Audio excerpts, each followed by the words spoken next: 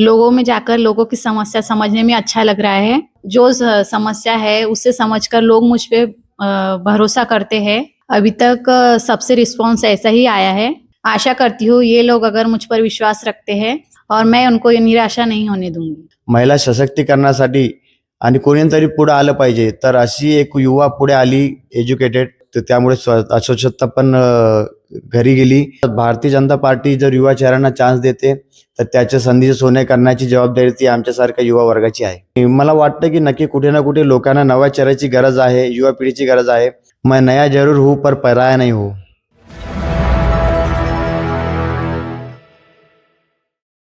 नमस्कार मित्रांनो, निवडणुकीच्या रणधुमाळीत आम्ही वेगवेगळ्या उमेदवारांचे विचार तुमच्यापर्यंत पोहोचवण्याचा प्रयत्न करतोय.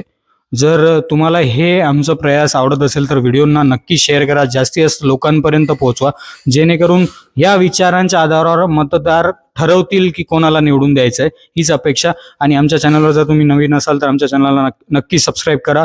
फेसबुकवर जर तुम्ही हा व्हिडिओ बघत असाल तर फॉलो नक्की करा. आता मी आलेलो आहे एका अशा प्रभागामध्ये जिथं 2 महिला उभ्या आहेत आणि हा प्रभाग आहे प्रभाग क्रमांक 6, जेथे माजी नगराध्यक्ष संगीताताई गोरंट्याल यांचं पॅनल उभं आहे. त्याच्यामध्ये 2 महिला आहेत, त्याच्यातलेच एक महिला प्रियंका रोहित भुरेवाल आपल्यासोबत आहेत. त्यांच्याशी आपण समजून घेऊ तर त्या काय मुद्दे घेऊन समोर जात आहेत. ताई, सुरुवातीला तर स्वागत तुमचं.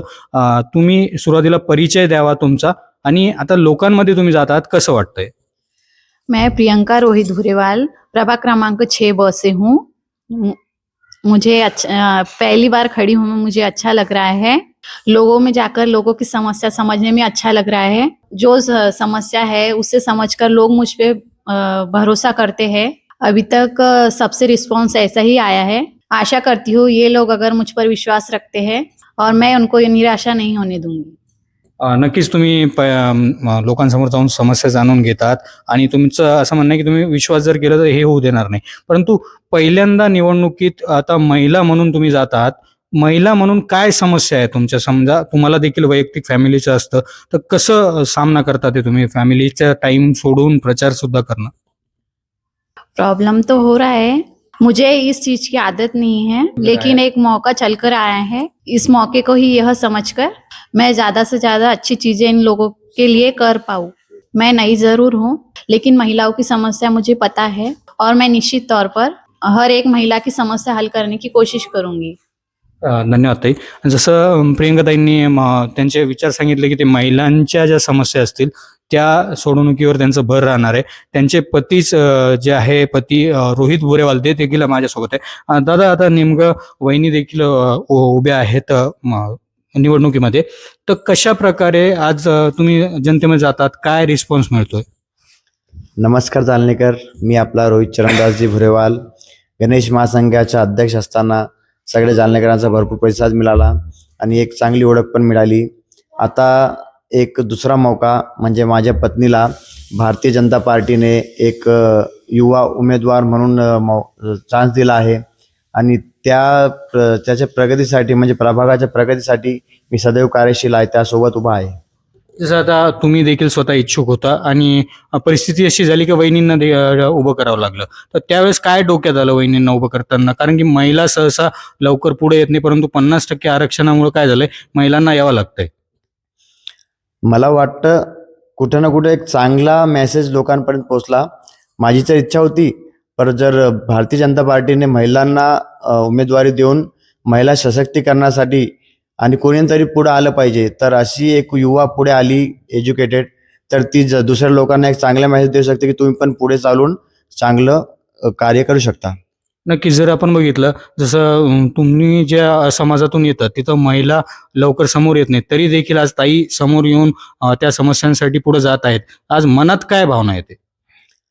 बदल घडविण्यासाठी कोणाला ना कोणाला पुढे यावं लागतं, तर त्याची सुरुवात आम्ही आमच्या घराण्यातून केली आहे आणि ही नक्कीच पुढे भविष्यात महिला सशक्तीकरणास कारणीभूत ठरणार आहे.